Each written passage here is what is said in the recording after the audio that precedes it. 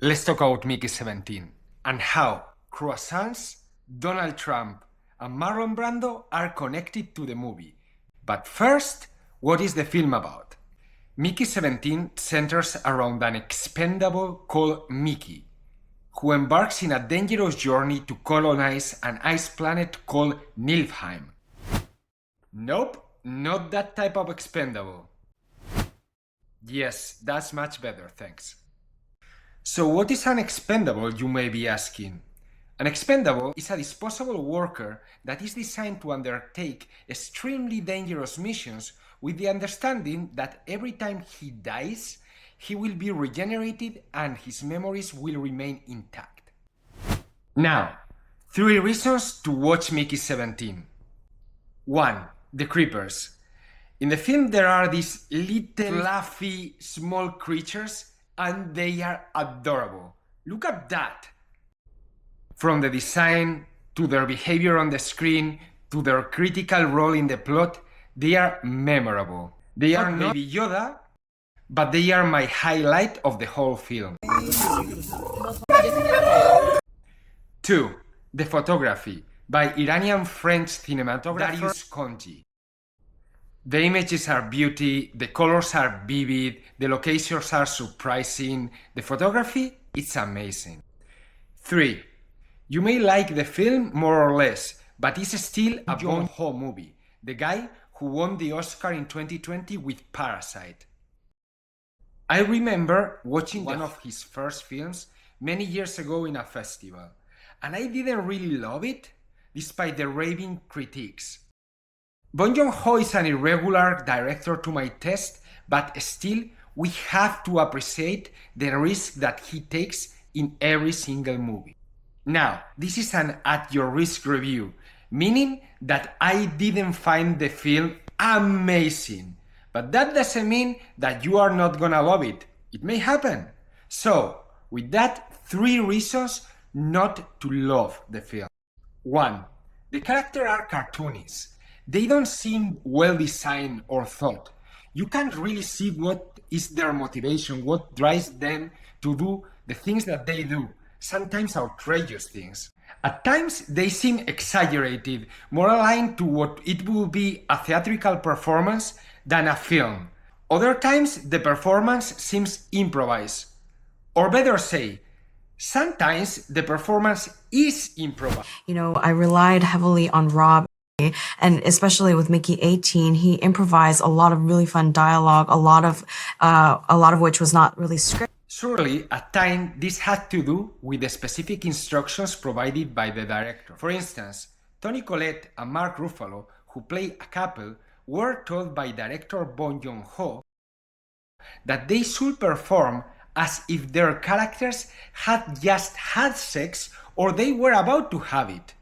But still, it doesn't click. 2. There is no tension. Where is the conflict? In knowing that multiple clones are not allowed? Where are the stakes? I didn't believe at any moment that anyone in the film was at risk or that the stakes were high or anything similar. Or what is worse, I didn't empathize with any of the characters enough to even care about it. And by the way, Mark Ruffalo, what are you doing? Your character is so annoying. 3. The movie was based in a novel, loosely adapted, but if it was a free adaptation and given that the premise is so interesting, it seems a missed opportunity. The director could have done so much more with that initial idea. Now, some interesting facts that may push you to watch the film. These first are the creepers. Do you love them already? Oh, please, just make it quick. Come on, guys. Big bites. Big bites. When asked about their look, director Bong Joon Ho stated that the original foundation of their look comes from something that you may have for breakfast. 같은 크리처 디자이너예요. 그분하고 이제 서로 말수가 줄어들면서 직관적으로 딱 이번에는 제가 네. 그걸 줬어요. 그 크로와상 사진을 딱 주고 아. 막 이런 느낌이다. 네. 근데 토니 콜레트 대사에도 나오잖아요. 네. 엑스 물에 빠진 크로와상 같다고. 네. 불린 네. 모모에 불린 크로와상. 상상되네요. From this seemingly simple starting point, he crafted three different roles: the babies, the juniors, and the mama, each one with their own unique vibe. The baby creepers were envisioned to be lovable and cute, much like a pup. The juniors had to be self-sufficient and grow a lot, so their design was based in armadillos. Finally, the mama creeper, the most important of the bunch, needed to exude power, charisma, and a sense of trust, but also a strong look of intimidation, leading to a design inspired by bisons with a larger size and a lot of fur. Does the mama creeper remind you someone, by the way? Oh yes, because the inspiration for this specific creature was Marlon Brando himself, particularly in his role in The Godfather. The inspiration from the creature's behaviors and scenes is also drawn from the natural world. For instance, is the rolling on the buffalo stampede from Dance with Wolves.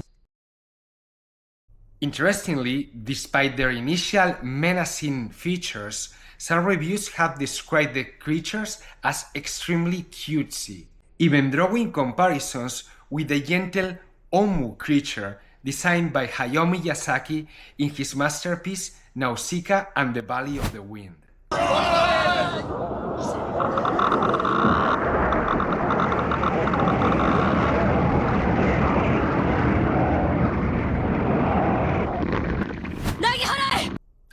And what about Mickey? For his portrayal of Mickey, Robert Pattinson drew inspiration from an unexpected source: Jim Carrey's role in Dumb and Dumber and his physical comedy. You can't triple stamp a double stamp. You can't triple stamp a double stamp, Lloyd. You can't triple stamp a double stamp. Lloyd. In case you haven't watched it, Pattinson had to play multiple Mickeys, some of them at the same time. And that meant that he also had to find different voices.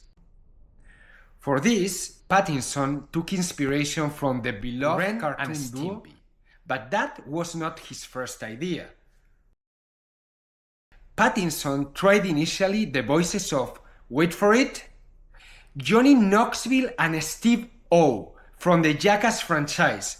I am sure some of you remember those times. If not, here you have a clip. The last man on the teeter-totter is the winner. It's gonna be a bloodbath.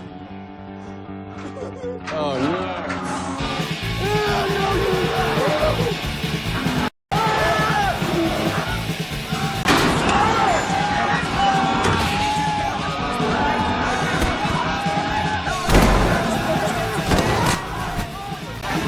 For some reason, director Bong Ho didn't really like that idea and specifically told Pattinson to steer away from a Steve O impression. That Peruvian sun just won't quit. If only I could wear a jellyfish sombrero. But where am I gonna find one around here? Finally, to complete the picture, Pattinson adopted an American accent inspired by Steve Buscemi in Fargo. I guess you think you're, like an authority figure? De novo. Mickey 17 is based on a novel by Edward Ashton, which has a sequel called Animateur Blues.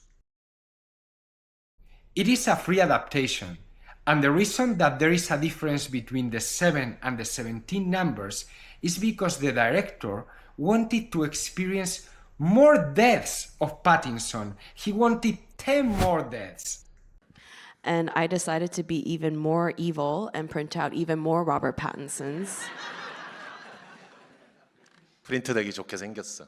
Because he looks so printable. Also, fun fact, the novel itself, Mickey 7, is inspired by George R.R. Martin's Thousand Worlds universe, grounding it within a Western science fiction tradition. And what about Mark Ruffalo's dictator's-ish character? Get ready for some serious satire because Mark Ruffalo's character, Marshall, is not your typical villain. He was intentionally crafted as an over-the-top caricature, drawing inspiration by none other than Donald Trump. From similar mannerisms to increasingly confusing haircuts to his supporter wearing baseball caps, the parallelisms are undeniable. But to be fair, Trump was not the only inspiration for this narcissistic, fame-obsessed character who wants to turn a new colonized planet in a country of pure white superior beings. Bong Joon Ho has explicitly stated that the character is not based in a single figure, but rather in a mix of politicians and dictators through the history. He just had bad luck with some detail. I wrote a script on 2021, and I shoot the movie on 2022. 이건 다 정확하게 알고 계셔야 될 것 You 같아요. guys should remember that exact fact. But last year, I watched the finished film with Mark Ruffalo in New York at the Warner Brothers screening room. 총알이 핑 지나가는데. And especially when the bullet just like grazes his cheek on the movie, we were just like, oh my God. Oh, wow. Huh. 아, 근데 이게 무슨 그 베를린 영화제에서도 뭐 이렇게 크리스탈 볼이 방에 있냐 물어본 기자도 있었고 근데 전혀 그런 게 아니었고요. Yes, some reporter at the Berlin Festival asked me if I had a crystal ball in my room, and no, that's not the case. Space design. I mentioned earlier the photography as an element to watch the film. Director Bong Joon Ho counted in this film with Darius Khondji, who had already worked with him, and that can only mean high-quality visual storytelling. Darius Khondji's extensive filmography demonstrates an amazing skill in the management of light and shadow. Oh, you don't know who Darius Khondji is? Have you watched Seven? Or The City of Lost Children? Or The Immigrant? Or Midnight in Paris? Yup. The visual style has even drawn comparison with early work of Terry Gilliam's, suggesting a unique and imaginative aesthetic that transcends traditional science fiction. Mickey 17 has garnered international attention, being released in numerous countries, including, notably, China, where it has been released under the name of Bianhao 17, which translates to serial number 17. Why this is an interesting fact? Well, the release in China is particularly significant given the unofficial ban on cultural content from Korea in China. These restrictions, sometimes referred as the Korean Wave ban, took place initially in 2017 with the increasing geopolitical tensions between South Korea and China after South Korea decided to deploy US missile systems in their territory. South Korea's government believes the US-made high-altitude anti-ballistic missile system offers protection against potential North Korean attack. But China's leadership says it'll threaten the country's national security. In response, Chinese state-controlled media is urging consumers to boycott the Made in South Korea brand, everything from cars to soap operas. While the Chinese government has never officially acknowledged this ban, the truth is that it had a profound impact on cultural material coming from South Korea, including films. While we will never be certain about why actually Mickey 17 has been released in China, there are probably two potential and likely explanations. First one, the fact that it's not a 100% South Korean film. The money is not only coming from South Korea, the actors are in their majority Westerners. In fact, it is a co-production led by Warner. The second plausible explanation is the fact that apparently Chinese movie theaters have experienced recently a decrease in the number of people going to the cinema, particularly when it comes to international movies. And being Mickey 17 so expected after the director winning the Oscar with Parasite, they may have decided that it was a good time to do some box office and selling some tickets will not hurt anyone, maybe? Upon its release, Mickey 17 quickly climbed up to the position number 1 in the South Korea box office, maintaining that status for 10 consecutive days. Notably, the movie reached the milestone of reaching 2 million viewers faster than any other film in 2025 so far. However, despite these impressive numbers, the media outlets have described the reception of the movie as lukewarm or mildly disappointing, which aligns with this At Your Own Risk review. Is it worth it watching it? Definitely. Is it gonna be my favorite movie of the year?